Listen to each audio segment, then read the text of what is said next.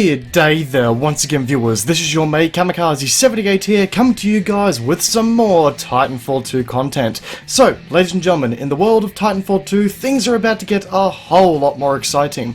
On the 22nd of November, the developers released a blog post announcing that they are now entering the second stage, per se, of the game's post-release content plan. Now, the first stage was focused on ironing out any bugs or outstanding balance issues of the initial release, but now the focus is on DLC, quality of life updates, and how the game is going to be funded in the long term, and I for one am very excited with what they have announced so far. The first DLC for Titanfall 2, titled Angel City's Most Wanted, will be dropping on November 30th to all players for free. That's right folks, as per reiterated by the developers, open quote, all maps, modes, weapons, anything that has an effect on gameplay will be free for all players that bought Titanfall 2. We believe that in order to maintain a healthy community, we shouldn't be segmenting the players behind paywalls for these things, end quote.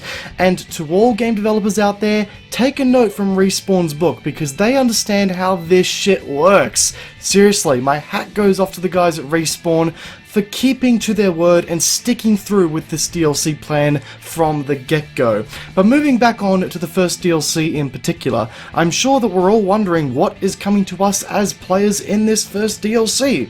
Well, the DLC will contain Angel City map, aka the fan favourite map from Titanfall 1 that is being reborn for Titanfall 2.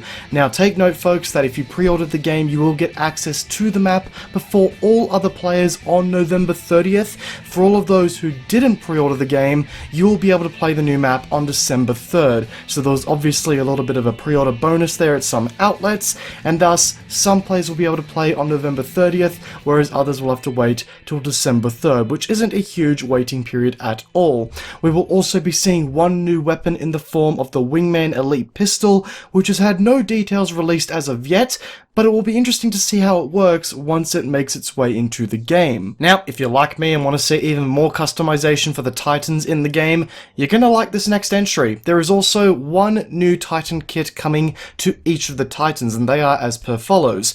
Ion is getting refraction lenses, in which the splitter rifle will split 5 ways when in an alternate firing mode. Scorch is getting scorched earth, in which the flame core ignites the ground, leaving thermite in its wake when it is used. North Star will be getting access to threat optics, in which enemies are highlighted when zooming in. Everyone's favourite missile hugger Titan Tone will be getting access to the burst loader, wherein which aiming down sights with the 40mm allows for it to store up to 3 shots to burst fire sequentially. And if you're like me and played Titanfall 1, then this is going to ring a lot of bells for you because there was also a burst fire mode attachment available to the 40mm in the original game. Anyway, moving right on along, Legion is going to be getting access to the hidden compartment, wherein which the power shot will have 2 charges by default, and Ronin will be getting access to the phase reflex. When doomed, Ronin will phase out of danger. And on the topic of phasing, we also have a new pilot execution coming in this DLC, which sounds beyond fucking brutal, called Inner Pieces, where you will phase into an unsuspecting victim. And I don't need a detailed description to find out how that is going to end, but holy shit, Respawn! Are you guys okay? Do you have some mental health problems that need to be checked out? Because that's fucking dark. I hope you know that. Anyway, with Respawn Entertainment's potential mental health problems out of the way, beyond this in-game content, we are also going to be seeing the introduction of a stat screen, FAQ menu, and an in-game store in this first DLC pack. Now, I know that some of you are going to hear the in-game store and think, oh shit, here come the microtransactions, here we go again, another AAA game with microtransactions. We should have seen this coming, but fear not, ladies and gentlemen, because the developers have clearly outlined how this in-game store is going to work and what it is going to entail. And trust me when I say, guys, that as far as in-game microtransactions go in AAA games, for Titanfall 2, we've got absolutely nothing to worry about, and here's why. The in-game store is going to contain skins, camos, and prime titans for a quote-unquote modest price, with all of these items being purely cosmetic with no effect on stats or gameplay. And I know that some of you are going to hear Prime Titans and be a little bit concerned like I was at first. Well, fear not, as the Prime Titans only have different looking chassis and assassination moves, but overall they function identically as the original counterparts. This in-game shop will also not contain any loot boxes, crafting shards, in-game currency, or RNG. It's going to be a case of if you see something you like, you will buy it with your real-world currency. You don't need to, jump through a paywall, buy some in-game currency, buy this item, have some leftover currency, so then you feel compelled to buy even more in-game currency just so you can even it out to buy one more item. It's not going to be anything like that. You simply buy something you see that you like with your real-world money and not have anything left over. I'll be honest, folks, the more and more I read this blog post, the bigger and bigger my smile grew. It's like Respawn have taken the initiative in the gaming industry as of late. They've taken all of the things that gamers have been complaining about when it comes to the gaming industry, ensured that these complaints were heard and that these issues weren't going to be included in Titanfall 2, and sent a big middle finger to the gaming industry, telling them this is how you do games right and how you look after your community. And I think it's safe to say, guys, that we all knew that microtransactions were going to be coming to Titanfall 2, considering that they did announce that all post-release DLC content was going to be free to all players. They have to fund the game for the long term in some way, shape or form to ensure that the servers can stay up for it. But I think what is really commendable here is that Respawn have gone about and created an honest, consumer-friendly system. There's no crossover here between the gaming industry and the gambling industry, which is a crossover that we see quite a lot in the gaming industry as a whole nowadays. I mean, take a look at really popular games like Overwatch.